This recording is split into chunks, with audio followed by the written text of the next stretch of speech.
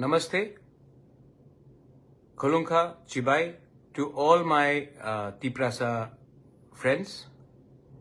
मैं आपको एक इम्पोर्टेंट बात बताने जा रहा हूं। अभी मैंने देखा है press briefing from the government of Tripura और उन्होंने क्लियरली आज कहा है कि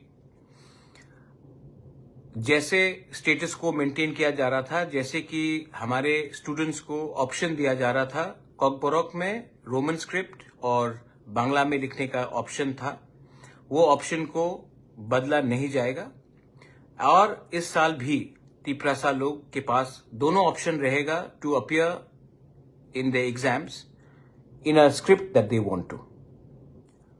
मैं सबसे पहले धन्यवाद देना चाहता हूं और आपका सबसे पहले धन्यवाद आपको देना चाहता हूं, क्योंकि अगर आज आप लोग एक नहीं होते तो मुश्किल बहुत होता। क्योंकि आज आपने एक आवाज में अपने पार्टी के बारे नहीं सोचा, अपने कम्युनिटी के बारे सोचा, अपने नेक्स्ट जनरेशन के बारे सोचा। एक माँ जिसने जिंदगी में स्कूल नहीं गया है, उसने अपने बच्चे के बारे सोचा। एक पिताजी जो गांव में काम करता है, उसके पास एजुकेशन नहीं है, उसने अपने बच्चे का भविष्य के बारे सोचा और एक नंबर में एक संग हम लोग हर जगह आए। इसके लिए आज गवर्नमेंट ऑफ त्रिपुरा ने अपने तरफ से एक स्टेटमेंट बयान दिया है कि जो हमारे तिप्रासा स्टूडेंट्स हैं वो आज भी अपना एग्जाम रोमन स्क्रिप्ट या बांग्ला स्क्रिप्ट जैसे चल रहा था वैसे ही एग्जाम दे पाएंगे।